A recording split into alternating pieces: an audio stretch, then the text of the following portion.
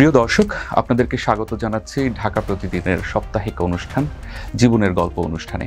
আমাদের স্টুডিওতে জীবনের গল্প অনুষ্ঠানে এমন কিছু ভুক্তভোগী এসে থাকেন এবং তাদের জীবনের এই ভুক্তভোগিতার যে অভিজ্ঞতা, সেই অভিজ্ঞতাগুলো আমাদের সাথে শেয়ার করেন, আমাদের দর্শকদের সাথে শেয়ার করেন, যাতে করে আমরা একটা পাবলিক অ্যাওয়ারনেস তৈরি করতে পারি। আমাদের আজকের অতিথি আখি, ছদ্মনাম আমরা এই কারণে ব্যবহার করছি সামাজিক দায়বদ্ধতার কারণে। আখি, আপনাকে স্বাগত জানাই ঢাকা প্রতিদিনের সাপ্তাহিক এই অনুষ্ঠানটিতে জীবনের গল্পে। কেমন আছেন আপনি? হ্যাঁ, আমি ভালো আছি। তো আমি এলাকায় একটি হাসপাতালে জব করাকালীন আমার একটি ছেলের সাথে পরিচয় হয়। ছেলেটির নাম হচ্ছে আকিদুল ইসলাম। ওর ঠিকানা হচ্ছে গোপালগঞ্জ, গোহরডাঙ্গা, গ্রামের নাম হচ্ছে চরমানিকদা। তো ছেলেটি আমার সাথে পরিচয় হওয়ার পরে তার সাথে আমার একটা রিলেশন হয়। রিলেশন হওয়ার কালে সে আমাকে ঢাকায় নিয়ে এসে বিয়ের কথা বলে আমাকে ঢাকায় নিয়ে আসে। তারপরে সে মালিবাগ এক হোটেলে নিয়ে আসার পর আমরা যখন উঠি তার কিছুক্ষণ পর একটা লোক আসে। তো লোকটি এসে মানে কথা নাই কিছু নাই, মানে আমাকে সে বলে নাই। লোকটির ব্যাগ থেকে হচ্ছে একটা খাতা বের করছে, মানে কাগজ যেটা, ওটা বের করে আমার কাছ থেকে সে একটা সই নিল। যখন লোকটা চলে গেছে, চলে যাওয়ার পর ওই আকিদুল ইসলাম সে আমাকে বলল সে কাজী অফিস থেকে আসছে। তো কাজী অফিসের কথা বললা পরে আমার বলছে কি আমাদের বিয়ে সম্পূর্ণভাবে হয়ে গেছে। তো এটা আকিদুল ইসলাম বলছে। তারপর আমাকে সে ওই দিন রাইখা পরের দিন আমাকে গ্রামে পাঠাই দিয়েছে। আমি গ্রামে চলে গেছি। গ্রামে যাওয়ার পরে সে আমার ফ্যামিলি সবাইকে আর কি বলছে যে সে আমাকে বিয়ে করছে এই কথাটার পরিচয় দিচ্ছে। তারপর যাই হোক, যেরকম স্বামী স্ত্রী যেভাবে পরিচয় যোগাযোগ করে সে একান্তভাবে আমার সাথে ওইভাবে যোগাযোগ করতো। যোগাযোগ করার কালীন জানুয়ারির 1-10-2023 সে আমাকে ঢাকায় নিয়ে এসে এবং কি আনন্দবাজার ওখানে একটা সাবলেট রুম সে বাসা নেয়। যখন আমাকে নিয়ে ওঠার পর সে ও যখন আমার পাশে থাকতো তখন বিভিন্ন ধরনের মানুষের সাথে ফোনে কথা বলতো, ভিডিও কলে, এবং কি সে আমাকে দেখাতো আর কি। দেখানোর পর এককালে সে বাসায় সেই সব লোক আর কি বাসায় নিয়ে আসতো। বাসায় নিয়ে এসে আমাকে পরিচয় করে দিত এটা আমার বন্ধু হয়। সে অরিজিনালি সে আনসার, কিন্তু ও বিভিন্ন ধরনের মানুষদের ফোন দেয়, যেরকম আমার যেরকম মানে ফোন দিয়ে বলছে সে নাকি পুলিশের এসআইয়ের কথা বলে, কিন্তু অরিজিনালি সে পুলিশ না, সে সামান্য আনসার। যখন ওই লোকদের মানে আমাকে যখন দেখানোর পরে সে আমাকে রাতে এবং কি দিনে ওষুধ খাওয়াতো, মানে এই ওষুধটা আসলে আপনার ঘুমের ওষুধ। তারপর সে যখন আমার ওষুধটা খাওয়ানোর পর আমার কোনো জ্ঞান থাকতো না, যখন আমি আমার জ্ঞান ফিরতো তখন আমি আমার গলায় কিছু দাগ দেখতে পাই। তখন আমি তাকে জিগাই যে এইটা মানে আমার দাগ কিভাবে হলো। পরে বলল সে স্বামী স্ত্রী এটা হতেই পারে, সেই কথা বললো আর কি। কিন্তু ওইটা যখন পরে ও কি পাইছে জানি না, 2 মাস আমাকে ওইখানে রাখছে এই আনন্দবাজার। 2 মাস রাখার পরে আমাকে আবার গ্রামে পাঠাই দিয়েছে। গ্রামে যখন পাঠাই দিচ্ছে তখন আমার ফ্যামিলি মানে ও বলছে যে আমি ওকে বিয়ে করছি। তো বলছে তুমি যদি বিয়ে করো তাহলে আমাদের কাবিন দেখো। তো যখন কাবিনের কথা বলছি সে আমাকে আমার হোয়াটসঅ্যাপে একটা কাবিনের কাগজ পাঠায়। কাবিনের কাগজ যখন পাঠায় সেখানে কাবিনী উল্লেখ করা ছিল আপনার 50,000 টাকা দেন মোহর। তো ওইখানে যে ওই কাবিন অন্তত বিয়ে হলে তো জানি যে কাবিনী মেয়ের কাছ থেকে সই নাই এবং কি ওইখানে কবুল বলতে হয়, সেক্ষেত্রে আমি তো কোনোটাই করলাম না। তো ওই কাবিনী কিভাবে আমার সই আসলো, যেটা মানে ও আমাকে একদিন গলা টিপে বলে কি যদি আমি আমার এইসব কথা যদি ফাঁস করিস তাহলে মনে করেন আমার বাপের প্রতি অ্যাকশন নেবে, সে কথা বলছে। সে আমাকে অনেক অত্যাচার করে বলতে এটা আমার ফ্যামিলিও সবাই জানে। ও যখন আমাদের বাড়িতে যেত আমার ফ্যামিলির সামনেও অনেক মনে করেন মারধর করতো। পরে ফ্যামিলি যখন আমার দাদু এবং তোমার আম্মু বোনরা যখন জিগাইতো যে তুমি এভাবে তারা মারো কিশোর জন্য, ওকে মারি না, ওকে এটা মনে করেন আমাদের একটা ভালোবাসে, এই কথা বলতো। কিন্তু আমার ফ্যামিলি জানতো যে ফ্যামিলির সামনে মারে না, তবে যখন একারে যখন পায় তখন মনে করেন অনেক জোরে জোরে আর কি আমারে। একদিন আমার মনে করেন কি বলবো মাথা থেকে একটা ঘুষি মারছিল। পরে মনে করেন আমার ওর প্রতি একটু সন্দেহ জড়ায়। ও যখন আমাদের বাড়ি আসতো, আমাদের বাড়ি আসার পর আমার দাদু বা পরিবারের সবাই জিগাতো, ও আমাকে আনমেরিড পরিচয় দিচ্ছে, বুঝছেন। তখন পরিচয় দেওয়ার পরে আমার ফ্যামিলি ওদের জিগাতো যে তুমি কি বিবাহিত, পরে বলে কি না। কিন্তু যখন আমাদের বাসায় যেত ওর ফোন আসতো, অনেক ফোন আসতো, বিভিন্ন ধরনের মানুষের ফোন, যে অনেক মেয়েরা ফোন দিত। তো আমাদের ওইখানে বসে বলতো যে আমি অমুক জায়গায় মিথ্যা কথা বলতো আর কি। ও আমার সামনে অনেক মিথ্যা কথা বলছে, আমি দেখছি। কিন্তু ওই যখন কাবিনের কাগজটা পাঠায়, কাবিনের কাগজটা পাঠানোর পরে ওই কাবিনটা দেখে আমাদের সন্দেহ জড়ায় কাবিনটা দেখে। পরে আমার পরিবার ওকে জিজ্ঞায়, যখন আমার পরিবার জিজ্ঞায় তখন আমাকে প্রশ্ন করেন। তো আমি এবার সে আকিদুল ইসলামের কাছে প্রশ্ন করি যে এই কাবিনটা কি ভুয়া নাকি। তখন সে আমার কাছে সত্যিটা স্বীকার করেছে। সে বলছে কাবিনটা জাল, যেহেতু তোমার পরিবার দেখতে চাচ্ছে তো এখন তো কিছু করার না, আমি তো তোমাকে ছাড়বো না। তো পরিবারের কোনো মতে মানে ওটা তো সরাসরি সে কাবিনটা দেয় নাই, ওটা আমার হোয়াটসঅ্যাপে পাঠাইছে। তখন বলছে যে এটা তোমার পরিবারে আপাতত একটু দেখাও। তখন আমার পরিবার ওইটা যখন ধরে ফেলাইছে, ধরে ফেলানোর পরে আমি আর আমার বোন আর আমার আম্মু ওর সাথে মানে আমার ওর কিছুদিনের সম্পর্ক ছিল না, ওর সাথে কোনো যোগাযোগ কন্ট্যাক্ট কোনোটাই ছিল না।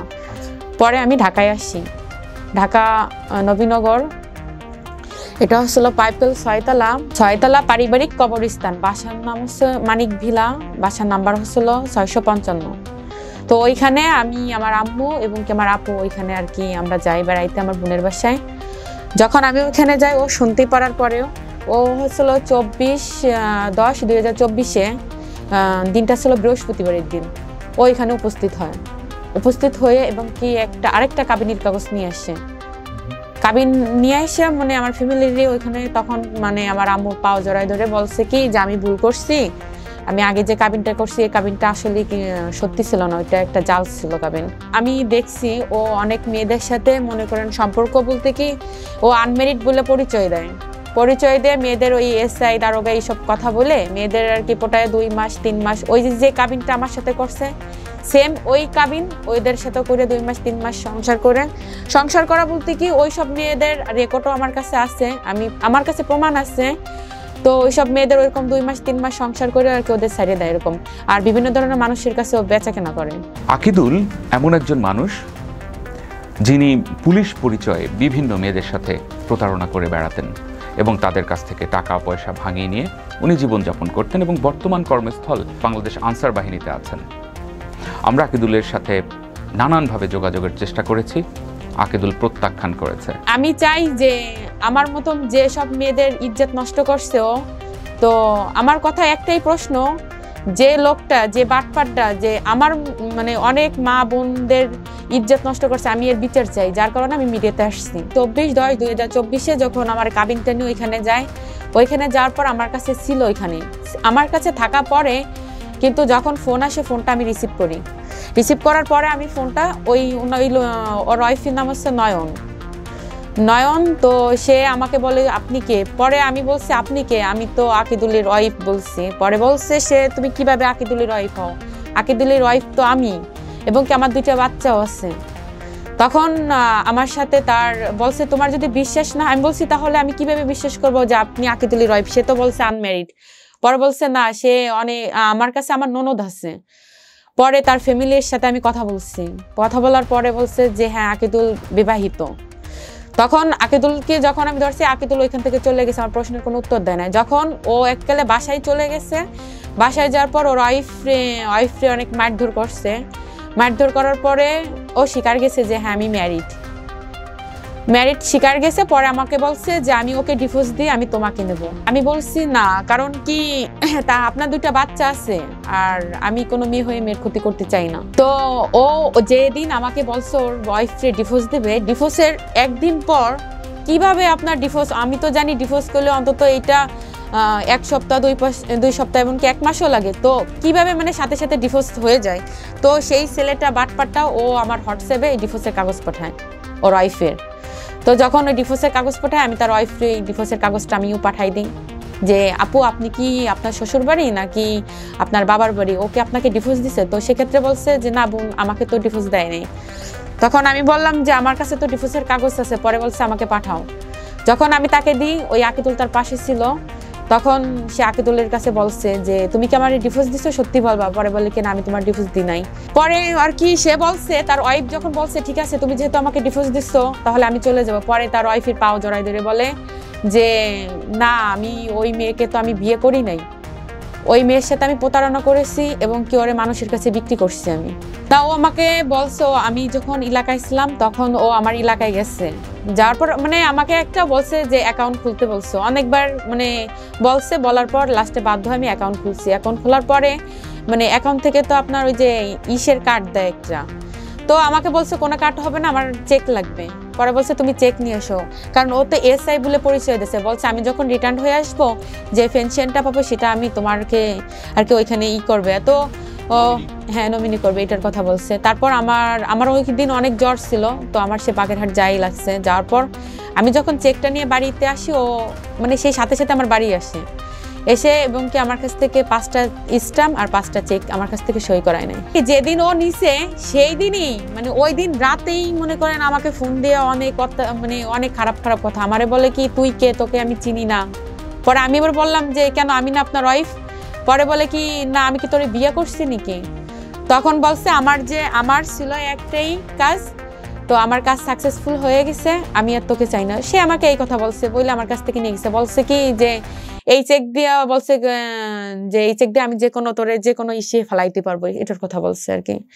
তো আমি চেকটা নিয়ে আমি একটা মানে কনফিউজ ছিলাম যে এই চেকটা মনে করেন সই, কারণ আমার অ্যাকাউন্টে তো কোনো টাকা নাই। দ্বিতীয়ত হচ্ছিল গিয়ে ইসলামের উপর যদি একটা সই না হয়, তো ইসলামে তো কোনো কিছু লেখা নাই সেই জায়গা আপনার। আমি এটুকু জানি যে ইসলামে যদি সই থাকে তাহলে তো সে মানে এমন আছে যে একটা টাকার অ্যামাউন্ট লিখতে পারে যে আমার কাছ থেকে এত টাকা কানিছে। তারপর হচ্ছিল গিয়ে একটা জায়গা জমির বিষয়ে তো মানুষ ইসলামের উপর সই দেয়। এই বিষয়ে না এই বিষয়ে আমি করি নাই, তবে এই বিষয় নিয়ে আমি করবো। কারণ কি আমার চেকটা হচ্ছিল, চেকটা বড় কথা নাই, স্ট্যাম্পটা নিয়ে একটু ভয় বেশি, কারণ আমি তো তার সাথে কোনো কিছু করি নাই। তারপর আমি যখন চলে আসি, যে উনি যেদিন আমাকে ফোন দিয়ে অনেক হুমকি দিচ্ছে, মারার হুমকি দিচ্ছে, তারপর এই চেকের হুমকি দিচ্ছে, তো আমি একালে এসে গেছিলাম আমাদের ওইখানে থানায় একটা চিঠি করতে গেছিলাম। তো উনি আমাকে আবার বাগেরহাট পাঠাইছিল ব্যাংক স্টেটমেন্ট আনার জন্য। বলছে কি ওটা আপনি নিয়ে আসেন, জিটি করে রাখলেও কিছু করতে পারবে না। তো আমি যখন গেছি, তো ব্যাংক স্টেটমেন্টে ওইখানে নাকি উল্লেখ করে দেয় যে আপনার যে পেজ, যে আর কি ব্যাংকের যে পেজগুলো নিছে ওইকে নাম্বারটা, তো উনি আমাকে নাম্বারটা উল্লেখ করে দেয় নাই, কারণে আমি আর যাই নাই ওইখানে। পরের দিন আমি ঢাকায় চলে আসি। ঢাকায় চলে আসার পরে ও আমাকে আবার ফোন দেয়। যখন ফোন দেয় আমি আর ওর ফোন ধরি না। আমার বাবাও সেম ওই ক্যারেক্টারই, যে আকিদুলের মতো উনিও মানে মেয়েদের নিয়ে এরকম ব্যবসা করে। যে ক্ষেত্রে হচ্ছিল আমার আম্মু ঘরে থাকাকালেও আমার বাবা অন্য মেয়েদের সাথে এরকম বিভিন্ন ধরনের টিকটক করে, আবার উনি দ্বিতীয় বিয়ে করে। ওই আকিদুলও যেমন ক্যারেক্টার, আমার বাবাও সেরকম ক্যারেক্টার। আমি আমার বাবার পরিচয় দিতে চাই না, এখন কিছু বলার নাই আমার এইসবের। আর আকিদুল এই নরপশুর বিচার চাই। আমি ওর জন্য কোনো জায়গায় থাকতে পারতেছি না, এবং কি অনেক বোনদের ও যেখানে যাচ্ছে সেখানে তাদের ফোন দিয়ে হয়রানিগুলো করতেছে, এবং আমিও থাকতে পারতেছি না। আমার মতো অনেক মেয়ে আছে, তারাও কেউ থাকতে পারতেছে না। তো আমি যেখানে যাই সেখানে ও অনেক পোলাপান ঠিক করে রাখছে, এবং কি সবাইকে আর কি বলছে, এবং কি আমার ছবিগুলোকে দিচ্ছে, ছবি দিয়ে বলতেছে যে আমি একে চাই, মানে এরকম ধরনের কথাবার্তাগুলো বলতেছে। তো আমার আর কিছু বলার নাই, আমি ওর বিচার চাই।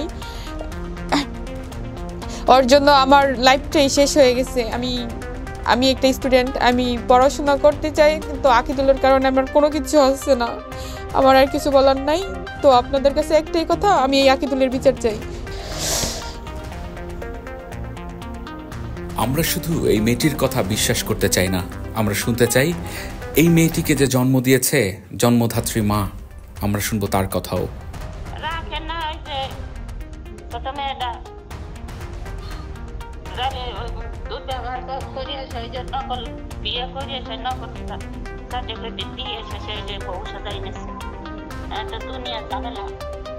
আচ্ছা, আপনার হাজবেন্ডের ব্যাপারে আপনার মেয়ে কিছু এলিগেশন দিছে, হ্যাঁ?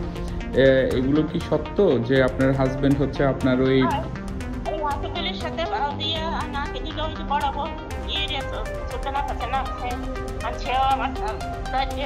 সাথে ছেলে মেয়ে সেইগুলো মায়ের চাপিয়ে দিছি, নাতি পোতা হইছে। এমনি কি ওনার বয়সে কি আমি বিয়ে করার সাথে বাবা? না, উনি বিয়ে করছে তো করছি, আমার কথা শুনেন, উনি বিয়ে করছে তো করছি, কিন্তু এই আপনার মেয়েকে হচ্ছে, আর ওই মেয়ের জামাই, যে কথিত জামাই আপনার মেয়ে বলছে, তো বিয়ের কাগজও ঠিক নাই, আপনার মেয়ে যেটা স্টেটমেন্ট দিছে, এটা কি সত্য? আপনি মা হিসেবে কি বলছেন? এবং আপনার আচ্ছা, এবং আপনার জামাই যে নতুন করে আরেকটা বিয়ে করছে, ওই মেয়ের বাবা, উনি আর হচ্ছে আপনার জামাই মিলে এই মেয়েকে অত্যাচার করতো, এটাও কি সত্য? সত্যি। আচ্ছা, আপনার যে কথিত জামাই, এই কথিত জামাই যে আকিদুল, এই আকিদুল যে বিভিন্ন সময় আপনার মেয়ের ঘরে লোক পাঠাইতো এবং সেই ক্ষেত্রেও নাকি আপনার জামাই এইগুলা জেনেও তাকে সাহায্য করত, এটা কি সঠিক? এটাই টাকা পয়সা এগুলো করছে, পেয়েছিলাম দেশে।